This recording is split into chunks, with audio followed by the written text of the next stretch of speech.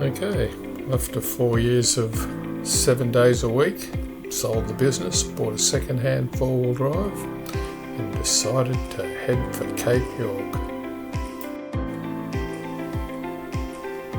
Called in at Stanage Bay, which is where we are here. Then up to South Mission Beach, called in to see Mum and Dad, who spend about 3 months of the year up there.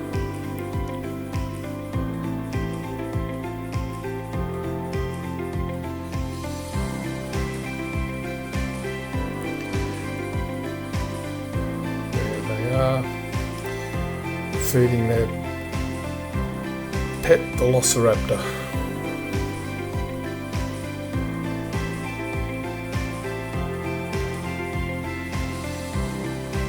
The old Charger and boat in the background.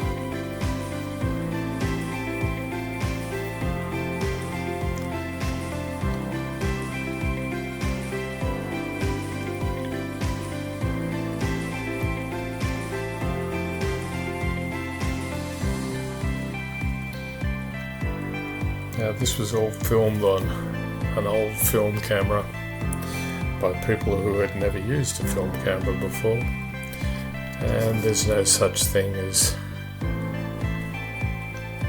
steady cam assistance like there is these days, so a lot of the footage was rather unusable as it was just too jittery. So I'll put the best bits together and we'll see how we go.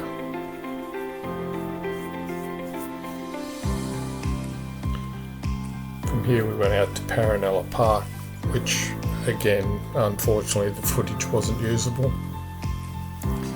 And from Paranella Park, went up through Cairns and camped overnight at Ellis Beach, just north of Cairns.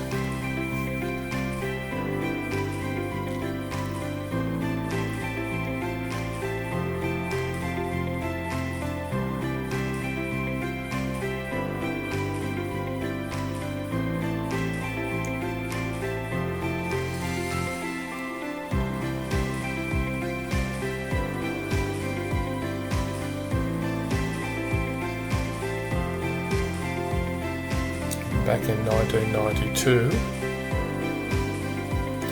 you didn't have to worry that much about crocs because they weren't quite as prolific as they are now.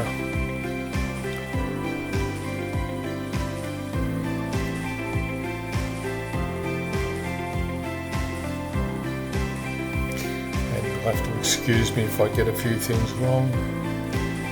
I'm trying to dredge facts out of my brain from 30 years ago.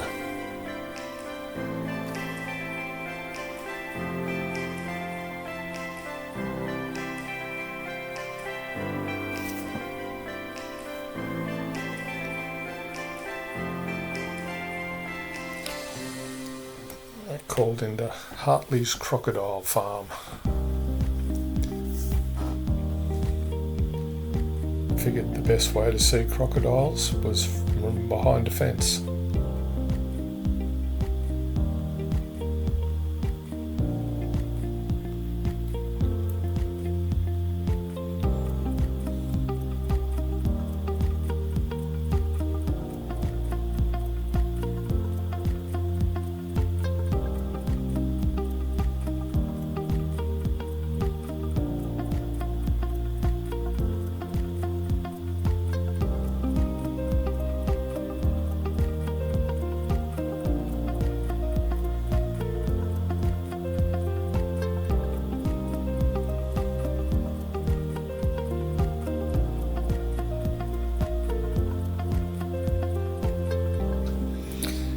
After this, we headed up through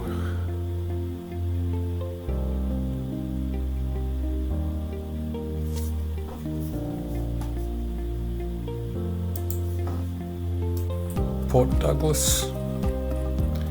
Again, the footage wasn't usable.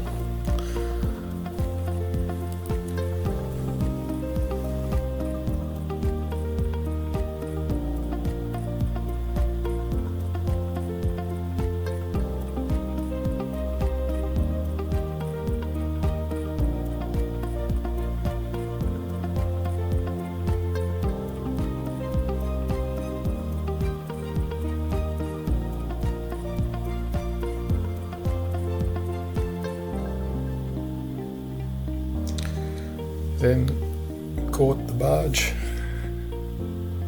or vehicular ferry across the Daintree River and over into the Daintree rainforest and spend the night there.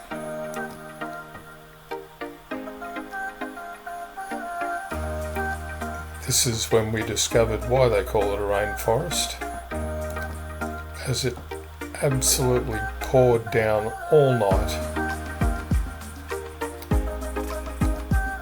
This was at Bouncing Rocks Beach, which you were allowed to access in those days.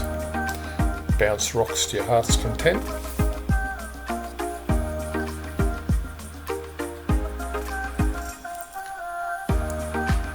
And so we went and camped the night just after that. As I said, it absolutely poured rain, torrential all night, and everything we owned got saturated. So first thing in the morning we decided to pack up early and head for Cooktown to try and get everything dried out.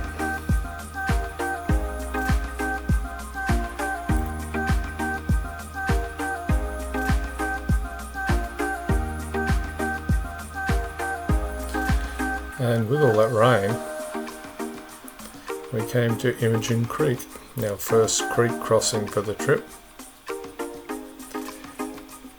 And she was flowing. This is also when I discovered that I couldn't access low range in the four-wheel drive that I'd bought. So ended up having to do all of Cape York and the Tully track in high range, and of course in those days we didn't know anything about lowering tyre pressures, so this whole trip was done on highway tyre pressures and in high range.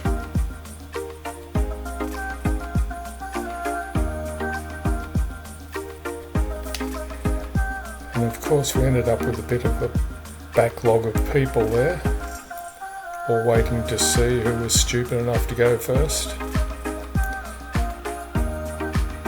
So, of course, it ended up being me, as I was at the head of the queue.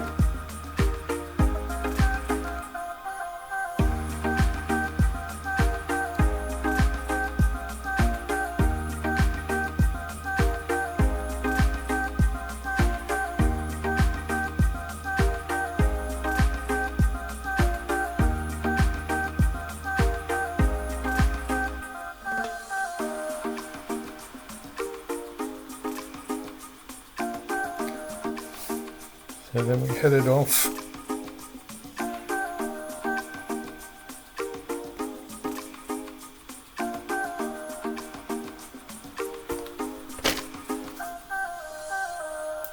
and this is where we got down to the Bloomfield River crossing. I believe there's a bridge there these days.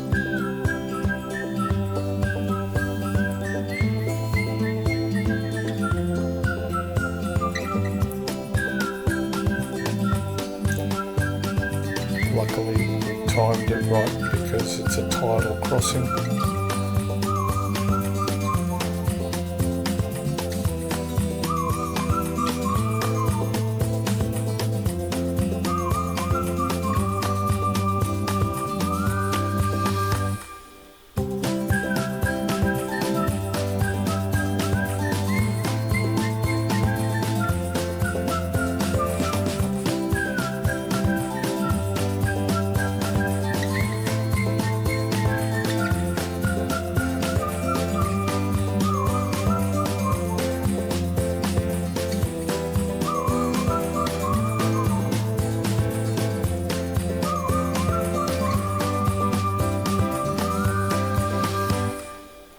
Past the Lions Den Hotel.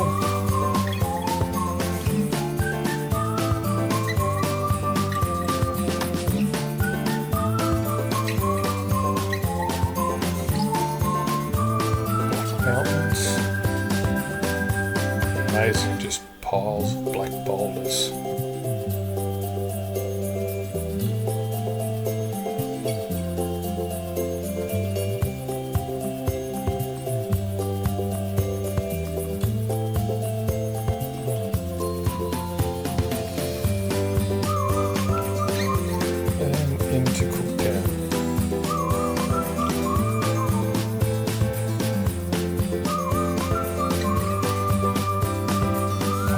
saw a friend of mine that was running a bit of a museum there.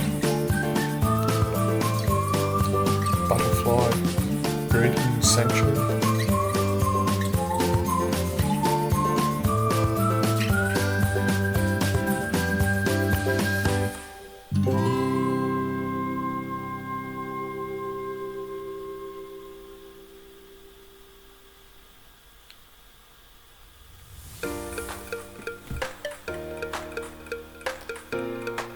Cookdown Lighthouse.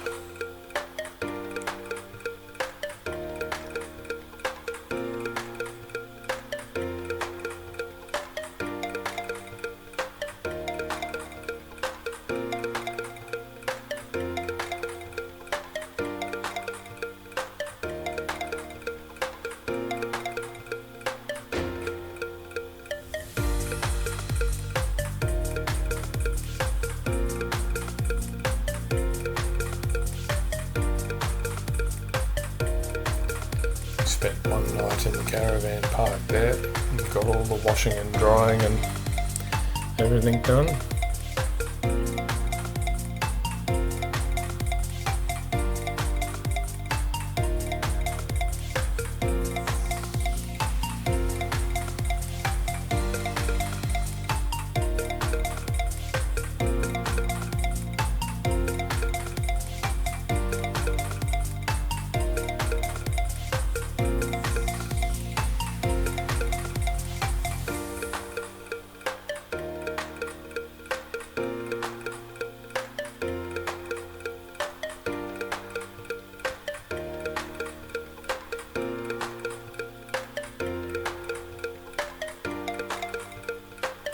From there we headed off and hit the PDR, Peninsula Development Road,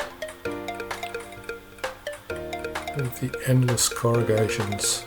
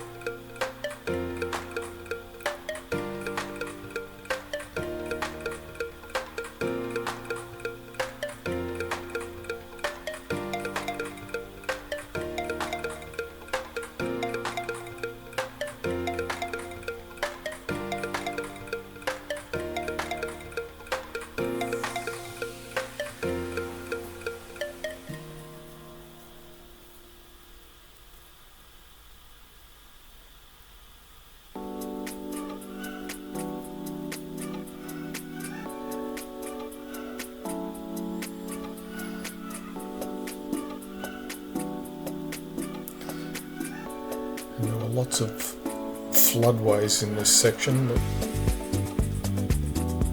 you dip down into, but the very bottom of them had another extra dip in them, which you really didn't want to hit at too great a speed, like that.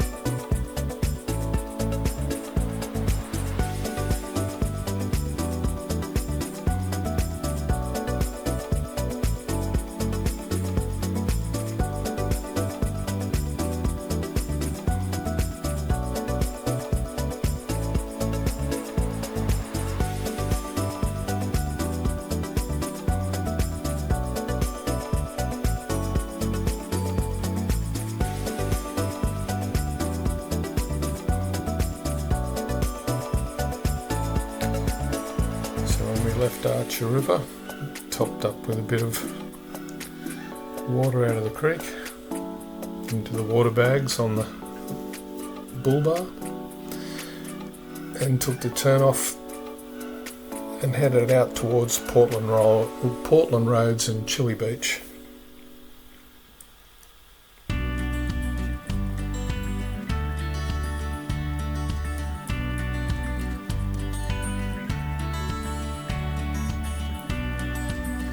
Apparently during the war the Yanks put bitumen down all the way out here because there was somewhere where they were unloading supplies and built bridges, and after the war when they were leaving, there's the remains of one of the bridges now.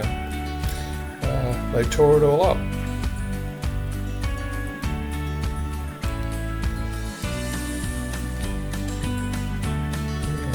See, the road was a tad chopped up. So we went out and set up camp at Chili Beach and just relaxed there for a couple of days.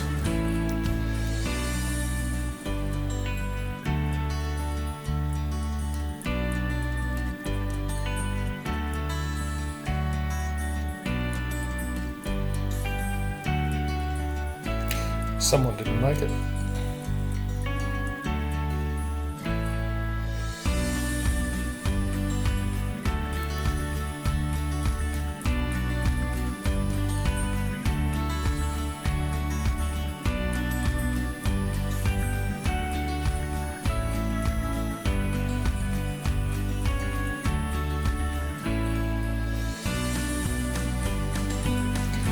There's a mile of coconuts, which was wonderful.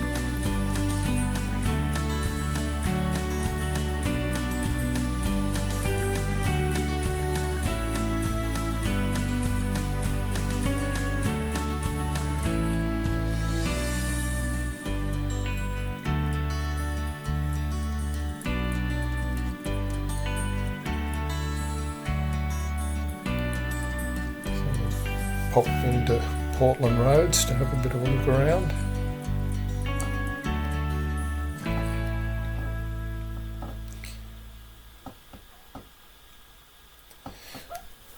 This is where I discovered the first of a few problems with the car.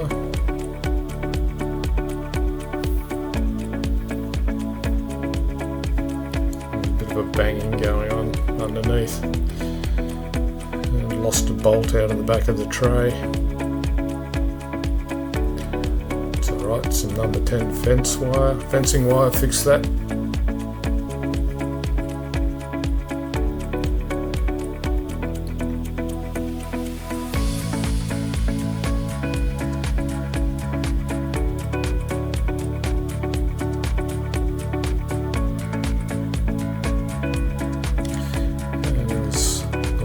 Chook lived in the house there that she sold a few arts and crafts and allowed you to fill up with water, which was handy.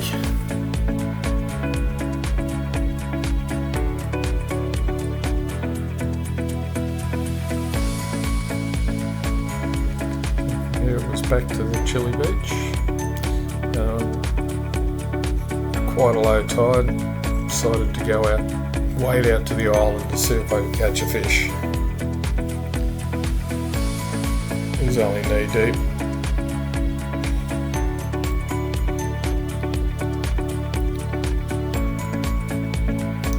Only took one lure with me.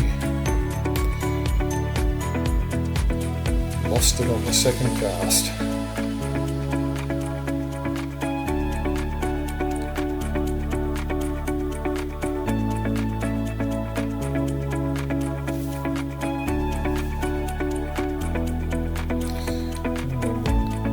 There, went out to the Lockhart River Mission, top up with some fuel.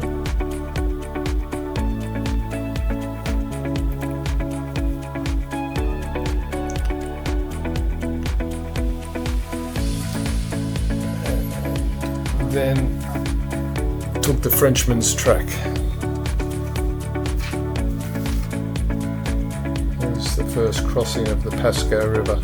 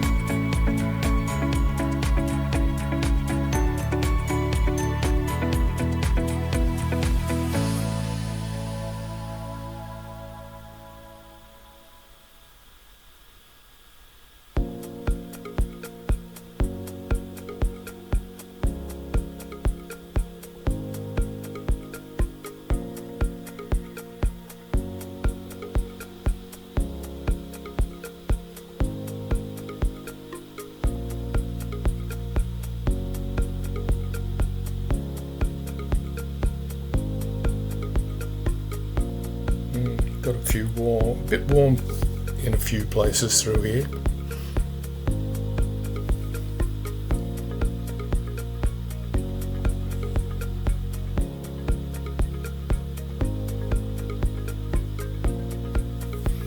I think that was the Pasco again.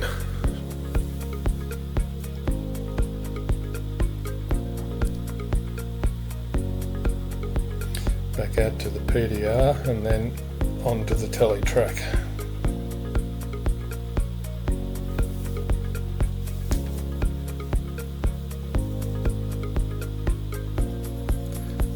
I think this was Palm Creek.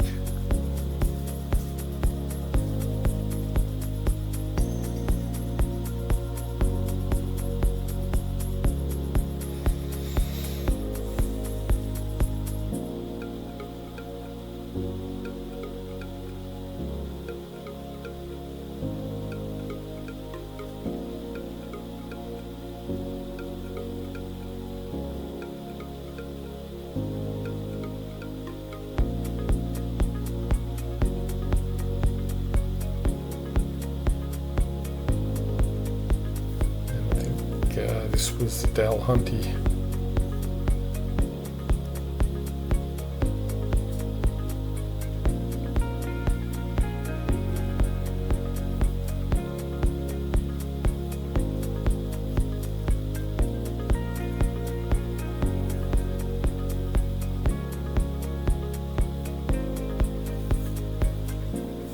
From here I think we took the Gunshot bypass, so I think the next one's Cockatoo.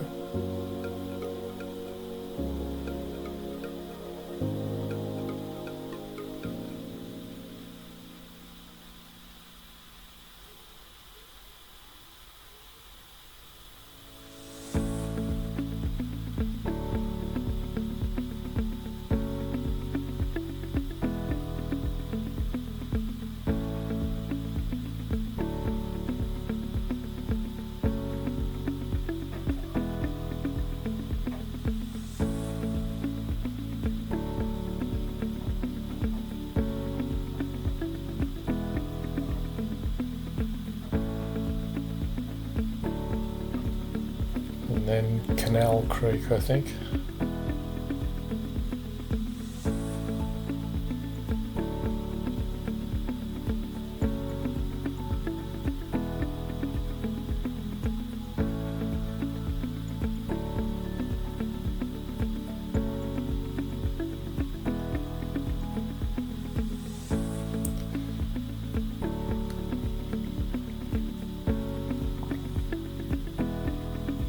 There was a hell of a drop off to the side there. Just next to the driver's side, it dropped down about 15 feet. So it was a bit of a thread the needle situation. Especially since I didn't have low range.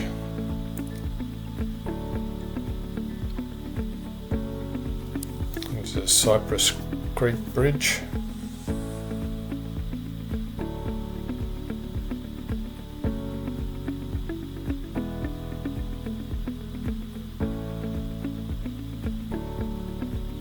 I think that's Nolan's. Met up with another couple, Brad and Anna. They sort of stuck with us.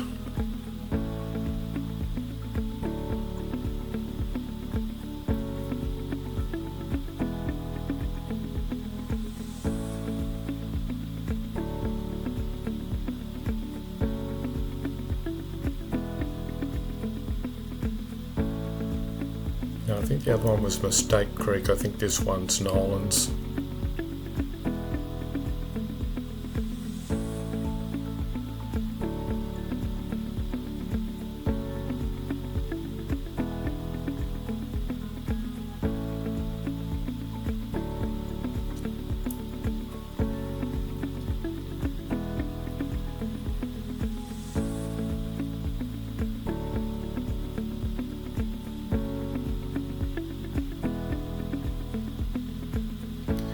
And as you can see, back in 1992 they hadn't had the traffic that they've had now, because they're really chewed out these days.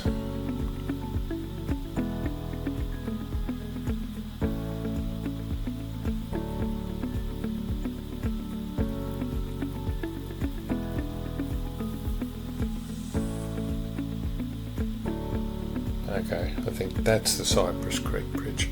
Anyway, this is where we drove across the Jardine.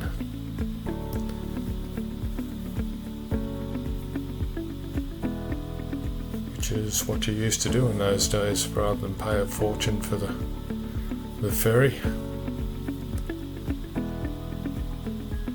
But you did have to be careful, because there's a couple of springs bubble up in the middle. I didn't quite get the line right, and I started to drop in to one and bog down. And as much as it's the last thing you want to do in water, I made the quickest second gear to first gear change you've ever seen in your life.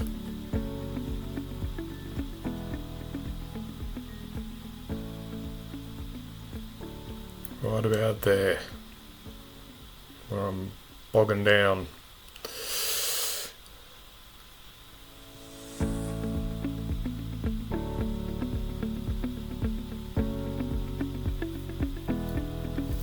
Just managed to keep it ticking along.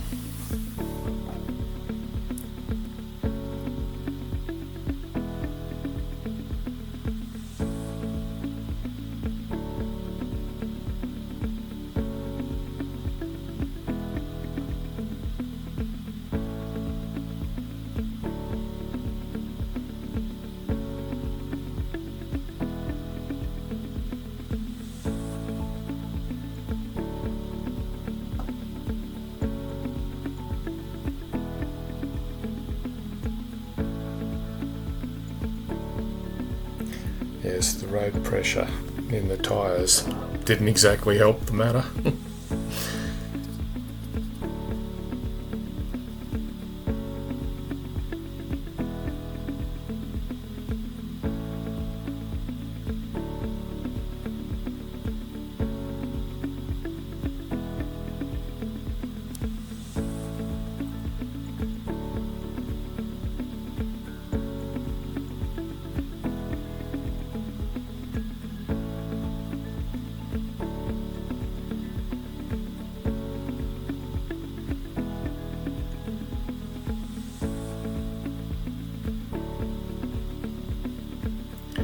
Yes, I think Brad managed to just skirt the outside of it.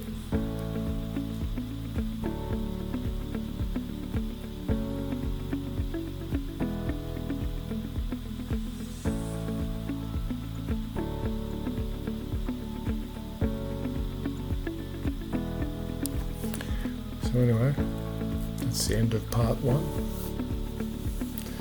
We'll be back with part 2.